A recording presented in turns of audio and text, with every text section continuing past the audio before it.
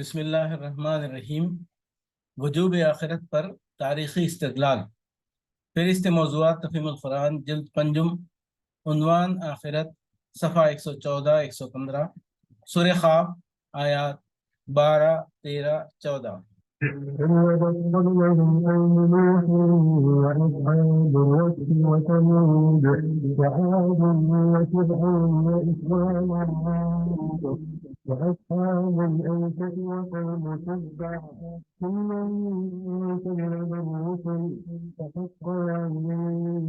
ان سے پہلے نوح کی قوم اور اصحاب الرس اور سمود اور عاد اور فرعون اور لوط کے بھائی اور ایکا والے اور تبا کی قوم کے لوگ بھی جھٹلا چکے ہیں۔ ہر ایک نے رسولوں کو جھٹلایا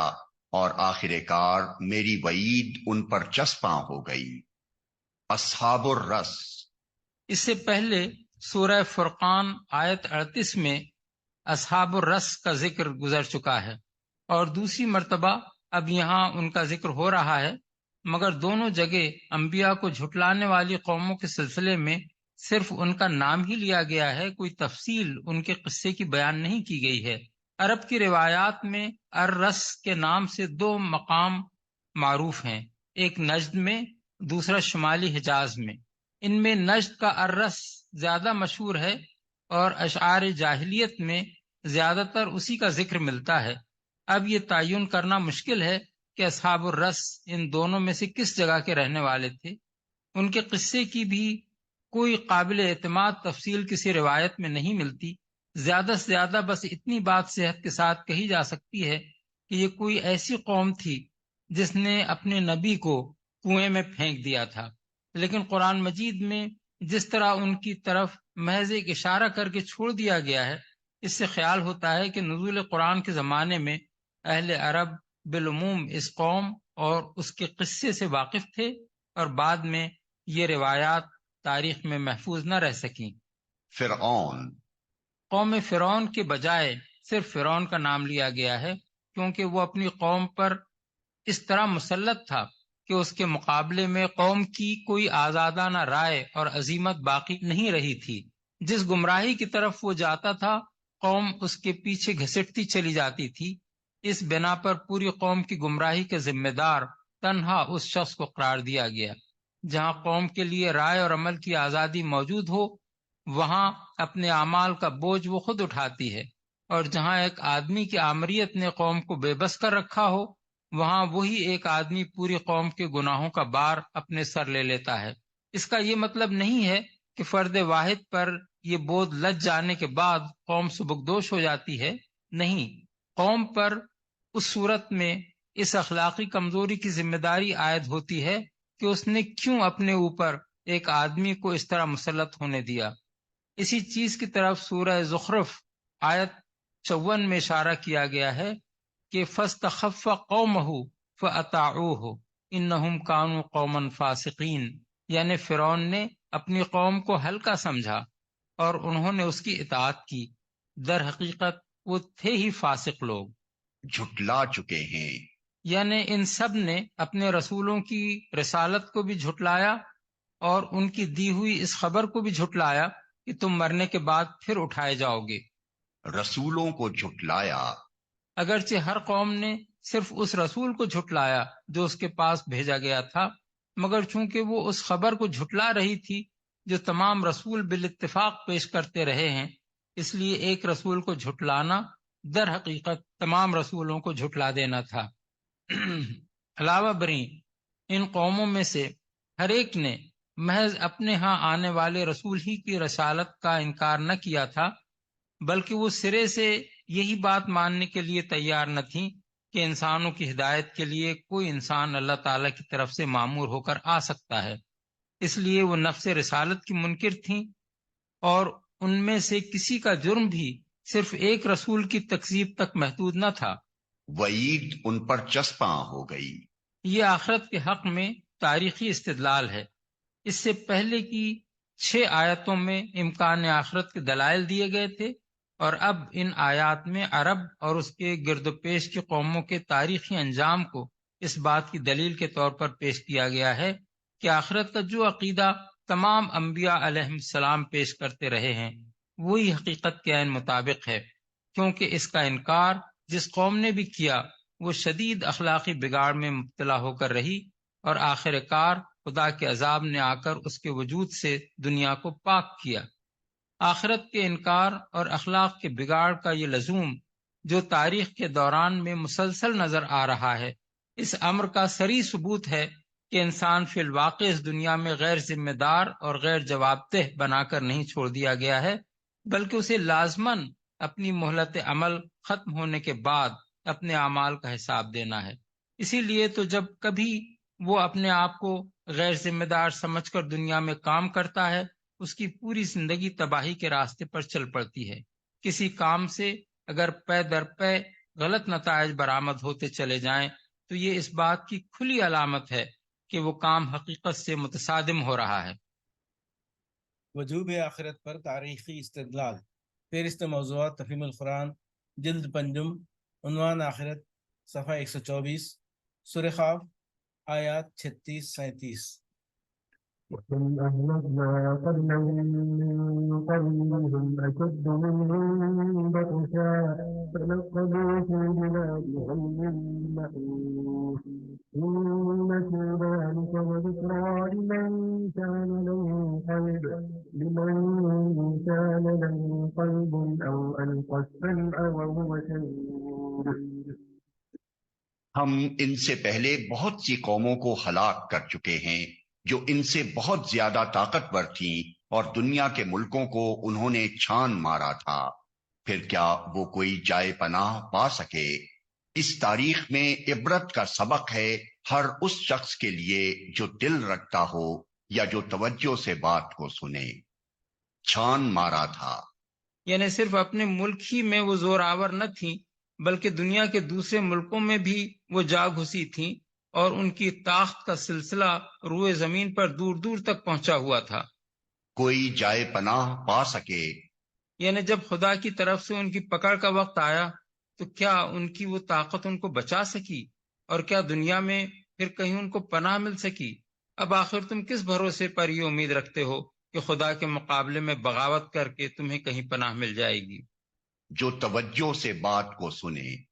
بالفاظ دیگر، جو یا تو خود اپنی گرہ کی اتنی عقل رکھتا ہو کہ صحیح بات سوچے، یا نہیں تو غفلت اور تعصب سے اتنا پاک ہو کہ جب دوسرا کوئی شخص اسے حقیقت سمجھائے تو وہ کھلے کانوں سے اس کی بات سنے، یہ نہ ہو کہ سمجھانے والے کی آواز کان کے پردے پر سے گزر رہی ہے اور سننے والے کا دماغ کسی اور طرف مشغول ہے۔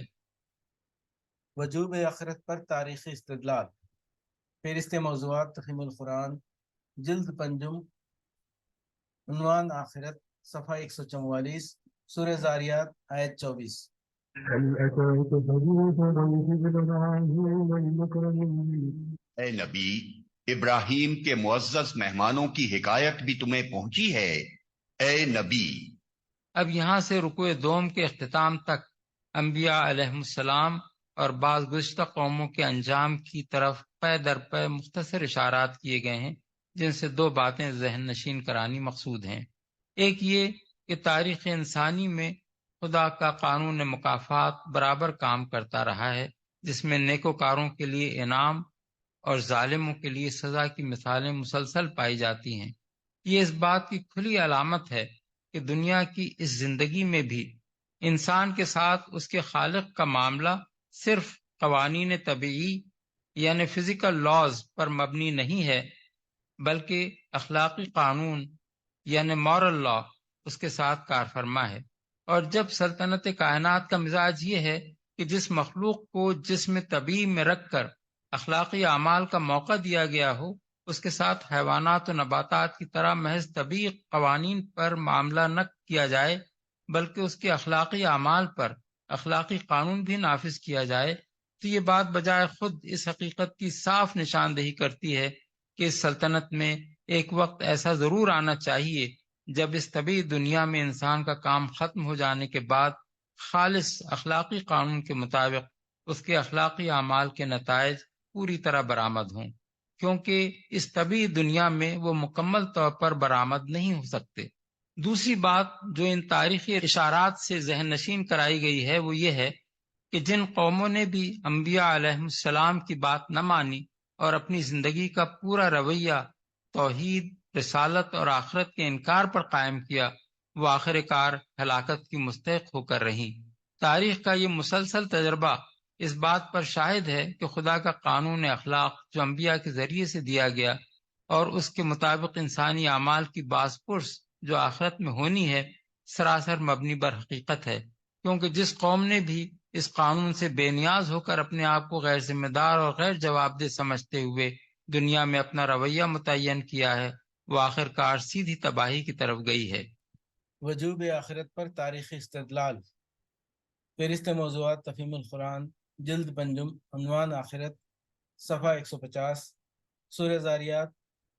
آیات 43 تا 45۔ وفي ثمود إذ قيل لهم تمتعوا حتى حين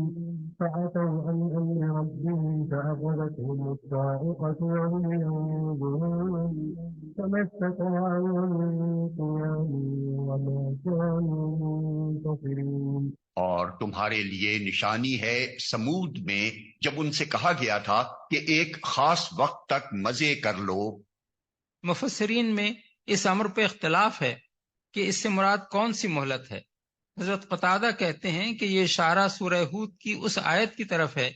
جس میں بیان کیا گیا ہے کہ سمود کے لوگوں نے جب حضرت صالح کی اونٹنی کو ہلاک کر دیا تو اللہ تعالیٰ کی طرف سے ان کو خبردار کر دیا گیا کہ 3 دن تک مزے کر لو، اس کے بعد تم پر عذاب آ جائے گا۔ بخلاف اس کے حضرت حسن بصری کا خیال ہے کہ یہ بات حضرت صالح علیہ السلام نے اپنی دعوت کے آغاز میں اپنی قوم سے فرمائی تھی، اور اس سے ان کا مطلب یہ تھا کہ اگر تم توبہ و ایمان کی راہ اختیار نہ کرو گے تو ایک خاص وقت تک ہی تم کو دنیا میں عیش کرنے کی مہلت نصیب ہو سکے گی، اور اس کے بعد تمہاری شامت آ جائے گی۔ ان دونوں تفسیروں میں سے دوسری تفسیر ہی زیادہ صحیح معلوم ہوتی ہے، کیونکہ بعد کی آیت فَعَتَوْا عَنْ أَمْرِ رَبِّهِمْ یعنی پھر انہوں نے اپنے رب کے حکم سے سرتابی کی، یہ بتاتی ہے کہ جس مہلت کا یہاں ذکر کیا جا رہا ہے وہ سرتابی سے پہلے دی گئی تھی، اور انہوں نے سرتابی اس تنبیہ کے بعد کی۔ اس کے برعکس سورہ ہود والی آیت میں 3 دن کی جس مہلت کا ذکر کیا گیا ہے وہ ان ظالموں کی طرف سے آخری اور فیصلہ کن سرتابی کا ارتکاب ہو جانے کے بعد دی گئی تھی۔ مگر اس تنبیہ پر بھی انہوں نے اپنے رب کے حکم سے سرتابی کی۔ آخر کار ان کے دیکھتے دیکھتے ایک اچانک ٹوٹ پڑنے والے عذاب نے ان کو آ لیا، پھر نہ ان میں اٹھنے کی سکت تھی اور نہ وہ اپنا بچاؤ کر سکتے تھے۔ اچانک ٹوٹ پڑنے والے عذاب نے۔ قرآن مجید میں مختلف مقامات پر اس عذاب کے لیے مختلف الفاظ استعمال ہوئے ہیں۔ کہیں اسے رجفہ یعنی دہلا دینے والی اور ہلا مارنے والی آفت کہا گیا ہے، کہیں اس کو صیحہ یعنی دھماکے اور کڑکے سے تعبیر کیا گیا ہے، کہیں اس کے لیے طاغیہ یعنی انتہائی شدید آفت کا لفظ استعمال کیا گیا ہے، اور یہاں اسی کو صاعقہ کہا گیا ہے جس کے معنی بجلی کی طرح اچانک ٹوٹ پڑنے والی آفت کے بھی ہیں اور سخت کڑک کے بھی۔ غالباً یہ عذاب ایک ایسے زلزلے کی شکل میں آیا تھا جس کے ساتھ خوفناک آواز بھی تھی۔ نہ وہ اپنا بچاؤ کر سکتے تھے۔ اصل الفاظ ہیں ما کانوا منتصرین۔ انتصار کا لفظ عربی زبان میں 2 معنوں کے لیے استعمال کیا جاتا ہے۔ اس کے ایک معنی ہے اپنے آپ کو کسی کے حملے سے بچانا، اور دوسرے معنی ہے حملہ کرنے والے سے بدلہ لینا۔ وجوب آخرت پر تاریخی استدلال، فہرست موضوعات تفہیم القرآن، جلد پنجم، عنوان آخرت، صفحہ 163 تا 166، سورہ طور، آیات 7 تا 16۔ إن عذاب ربك لواقع ما له من دافع۔ کہ تیرے رب کا عذاب ضرور واقع ہونے والا ہے جسے کوئی دفع کرنے والا نہیں۔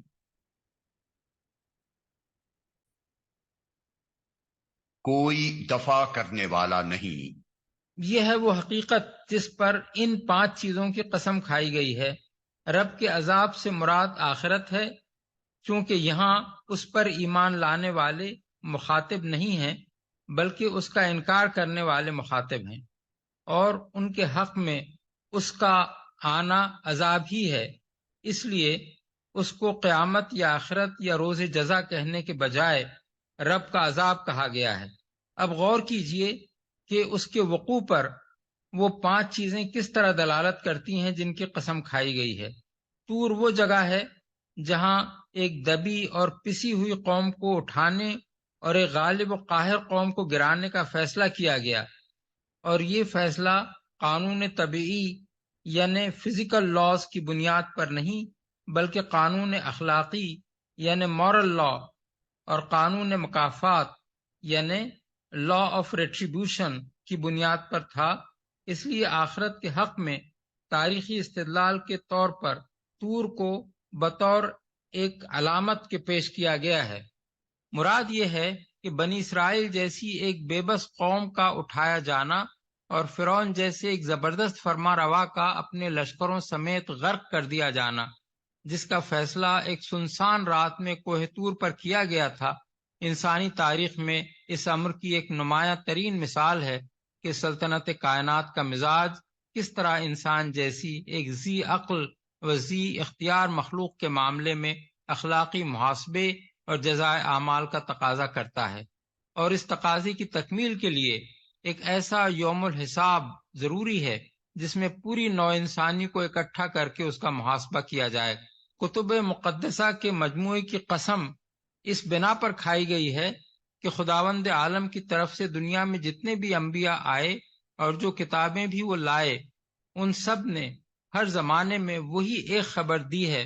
جو محمد صلی اللہ علیہ وسلم دے رہے ہیں، یعنی یہ کہ تمام اگلے پچھلے انسانوں کو ایک دن اثر نو زندہ ہو کر اپنے خدا کے سامنے حاضر ہونا ہے اور اپنے اعمال کے مطابق جزا اور سزا پانی ہے۔ کوئی کتاب آسمانی کبھی ایسی نہیں آئی ہے جو اس خبر سے خالی ہو، یا جس نے انسان کو الٹی یہ اطلاع دی ہو کہ زندگی جو کچھ بھی ہے بس یہی دنیا کی زندگی ہے اور انسان بس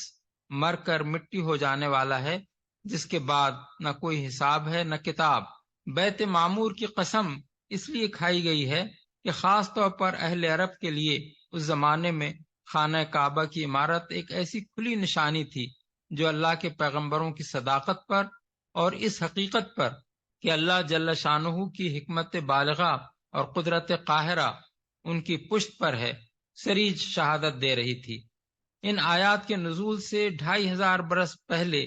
بے آب و گیا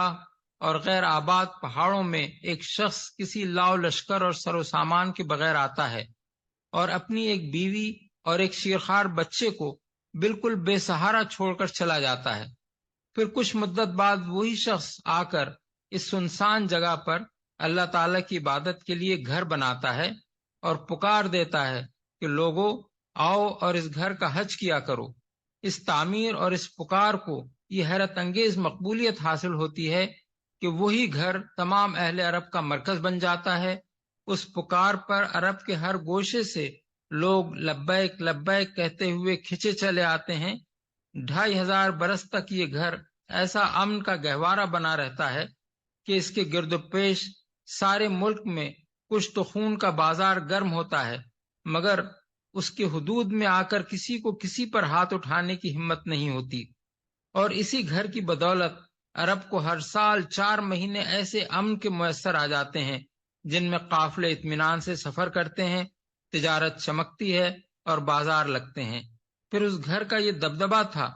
کہ اس پوری مدت میں کوئی بڑے سے بڑا جبار بھی اس کی طرف آنکھ اٹھا کر نہ دیکھ سکا، اور جس نے یہ جرت کی وہ اللہ کے غضب کا ایسا شکار ہوا کہ عبرت بن کر رہ گیا۔ یہ کرشمہ ان آیات کے نزول سے صرف 45 ہی برس پہلے لوگ اپنی آنکھوں سے دیکھ چکے تھے، اور اس کے دیکھنے والے بہت سے آدمی اس وقت مکہ معظمہ میں زندہ موجود تھے جب یہ آیات اہل مکہ کو سنائی جا رہی تھیں۔ اس سے بڑھ کر کیا چیز اس بات کی دلیل ہو سکتی تھی کہ خدا کے پیغمبر ہوائی باتیں نہیں کیا کرتے۔ ان کی آنکھیں وہ کچھ دیکھتی ہیں جو دوسروں کو نظر نہیں آتی، ان کی زبان پر وہ حقائق جاری ہوتے ہیں جن تک دوسروں کی عقل نہیں پہنچ سکتی، وہ بظاہر ایسے کام کرتے ہیں جن کو ایک وقت کے لوگ دیکھیں تو دیوانگی سمجھیں اور صدیوں بعد کے لوگ انہی کو دیکھ کر ان کی بصیرت پر دنگ رہ جائیں۔ اس شان کے لوگ جب بالاتفاق ہر زمانے میں یہ خبر دیتے رہے ہیں کہ قیامت آئے گی اور حشر و نشر ہوگا، تو اسے دیوانوں کی بڑھ سمجھنا خود دیوانگی ہے۔ اونچی چھت یعنی آسمان اور موجزن سمندر کی قسم اس لیے کھائی گئی ہے کہ یہ دونوں چیزیں اللہ کی حکمت اور اس کی قدرت پر دلالت کرتی ہیں، اور اسی حکمت و قدرت سے آخرت کا امکان بھی ثابت ہوتا ہے اور اس کا وقوع و وجوب بھی۔ آسمان کی دلالت پر ہم اس سے پہلے تفسیر سورہ قاف میں کلام کر چکے ہیں۔ رہا سمندر، تو جو شخص بھی انکار کا پیشگی فیصلہ کیے بغیر اس کو نگاہ غور سے دیکھے گا، اس کا دل یہ گواہی دے گا کہ زمین پر پانی کے اتنے بڑے ذخیرے کا فراہم ہو جانا بجائے خود ایک ایسی کاریگری ہے جو کسی اتفاقی حادثے کا نتیجہ نہیں ہو سکتی۔ پھر اس کے ساتھ اتنی بے شمار حکمتیں وابستہ ہیں کہ اتفاقاً ایسا حکیمانہ نظام قائم ہو جانا ممکن نہیں ہے۔ اس میں بے حد و حساب حیوانات پیدا کیے گئے ہیں، جن میں سے ہر نوع کا نظام جسمانی ٹھیک اس گہرائی کے لیے موزوں بنایا گیا ہے جس کے اندر اسے رہنا ہے۔ اس کے پانی کو نمکین بنا دیا گیا ہے تاکہ روزانہ کروڑوں جانور جو اس میں مرتے ہیں ان کی لاشیں سڑ نہ جائیں۔ اس کے پانی کو ایک خاص حد پر اس طرح روک رکھا گیا ہے کہ نہ تو وہ زمین کے شگافوں سے گزر کر اس کے پیٹ میں اتر جاتا ہے اور نہ خشکی پر چڑھ کر اسے غرق کر دیتا ہے، بلکہ لاکھوں کروڑوں برس سے وہ اسی حد پر رکا ہوا ہے۔ اسی عظیم ذخیرہ آب کے موجود اور برقرار رہنے سے زمین کے خشک حصوں پر بارش کا انتظام ہوتا ہے، جس میں سورج کی گرمی اور ہواؤں کی گردش اس کے ساتھ پوری باقاعدگی کے ساتھ تعاون کرتی ہے۔ اسی کے غیر آباد نہ ہونے اور طرح طرح کی مخلوقات اس میں پیدا ہونے سے یہ فائدہ حاصل ہوا ہے کہ انسان اس سے اپنی غذا اور اپنی ضرورت کی بہت سی چیزیں کثیر مقدار میں حاصل کر رہا ہے۔ اسی کے ایک حد پر رکے رہنے سے وہ بر اعظم اور جزیرے قائم ہیں جن پر انسان بس رہا ہے، اور اسی کے چند اٹل قواعد کی پابندی کرنے سے یہ ممکن ہوا ہے کہ انسان اس میں جہاز رانی کر سکے۔ ایک حکیم کی حکمت اور ایک قادر مطلق کی زبردست قدرت کے بغیر اس انتظام کا تصور نہیں کیا جا سکتا، اور نہ یہ تصور کیا جا سکتا ہے کہ انسان اور زمین کی دوسری مخلوقات کے مفاد سے سمندر کے اس انتظام کا یہ گہرا تعلق بس الٹپ ہی قائم ہو گیا ہے۔ اب اگر فی الواقع یہ اس امر کی ناقابل انکار شہادت ہے کہ ایک خدا حکیم و قادر نے انسان کو زمین پر آباد کرنے کے لیے دوسرے بے شمار انتظامات کے ساتھ یہ بحر شور بھی اس شان کا پیدا کیا ہے، تو وہ شخص سخت احمق ہوگا جو اس حکیم سے اس نادانی کی توقع رکھے کہ وہ اس سمندر سے انسان کی کھیتیاں سیراب کرنے اور اس کے ذریعے سے انسان کو رزق دینے کا انتظام تو کر دے گا، مگر اس سے کبھی یہ نہ پوچھے گا کہ تو نے میرا رزق کھا کر اس کا حق کیسے ادا کیا۔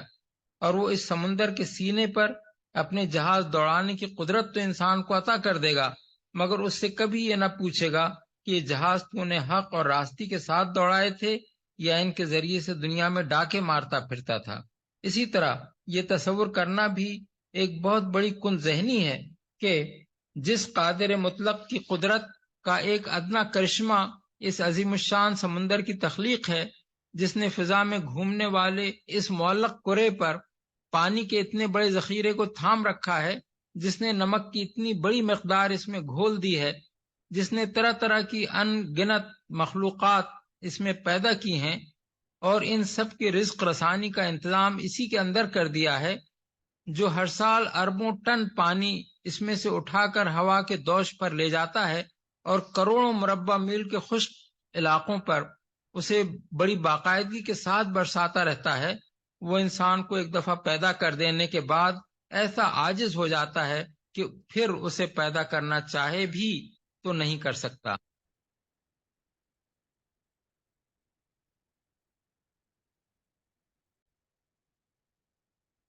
يوم تمور السماء مورا وتسير الجبال سيرا وہ اس روز واقع ہوگا جب آسمان بری طرح ڈگمگائے گا اور پہاڑ اڑے اڑے پھریں گے، آسمان بری طرح ڈگمگائے گا۔ اصل الفاظ ہیں تمور السماء مورن۔ مور عربی زبان میں گھومنے، اونٹنے، پھڑکنے، جھوم جھوم کر چلنے، چکر کھانے اور بار بار آگے پیچھے حرکت کرنے کے لیے بولا جاتا ہے۔ قیامت کے دن آسمان کی جو حالت ہوگی اسے ان الفاظ میں بیان کر کے یہ تصور دلایا گیا ہے کہ اس روز عالم بالا کا سارا نظام درہم برہم ہو جائے گا، اور دیکھنے والا جب آسمان کی طرف دیکھے گا تو اسے یوں محسوس ہوگا کہ وہ جمع جمایا نقشہ جو ہمیشہ ایک ہی شان سے نظر آتا تھا بگڑ چکا ہے، اور ہر طرف ایک اضطراب برپا ہے۔ پہاڑ اڑے اڑے پھریں گے۔ دوسرے الفاظ میں زمین کی وہ گرفت جس نے پہاڑوں کو جمع رکھا ہے ڈھیلی پڑ جائے گی، اور وہ اپنی جڑوں سے اکھڑ کر فضا میں اس طرح اڑنے لگیں گے جیسے بادل اڑے پھرتے ہیں۔ فويل يومئذ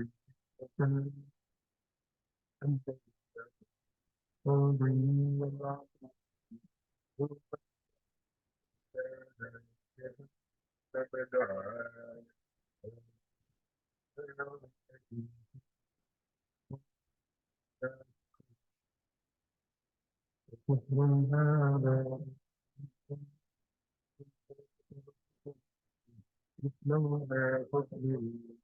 أو لا تصبروا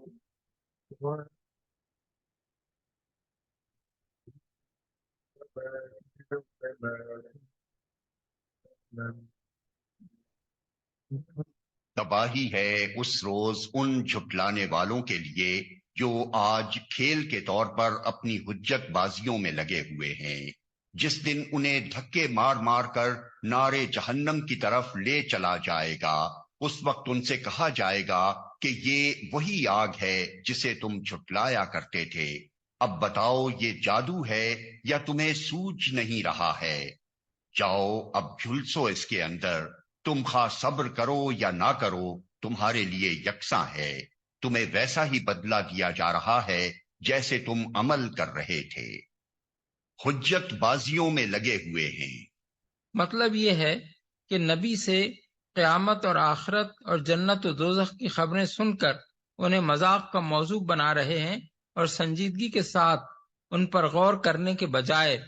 محض تفریحاً ان پر باتیں چھانٹ رہے ہیں۔ آخرت پر ان کی بحثوں کا مقصود حقیقت کو سمجھنے کی کوشش نہیں ہے، بلکہ ایک کھیل ہے جس سے یہ دل بہلاتے ہیں، اور انہیں کچھ ہوش نہیں ہے کہ فی الواقع یہ کس انجام کی طرف چلے جا رہے ہیں۔ تمہیں سوجھ نہیں رہا ہے۔ یعنی دنیا میں جب رسول تمہیں اس جہنم کے عذاب سے ڈراتے تھے تو تم کہتے تھے کہ یہ محض الفاظ کی جادوگری ہے جس سے ہمیں بیوقوف بنایا جا رہا ہے۔ اب بولو، یہ جہنم جو تمہارے سامنے ہے یہ اسی جادو کا کرشمہ ہے، یا اب بھی تمہیں نہ سوجھا کہ واقعی اسی جہنم سے تمہارا پالا پڑ گیا ہے جس کی خبر تمہیں دی جا رہی تھی؟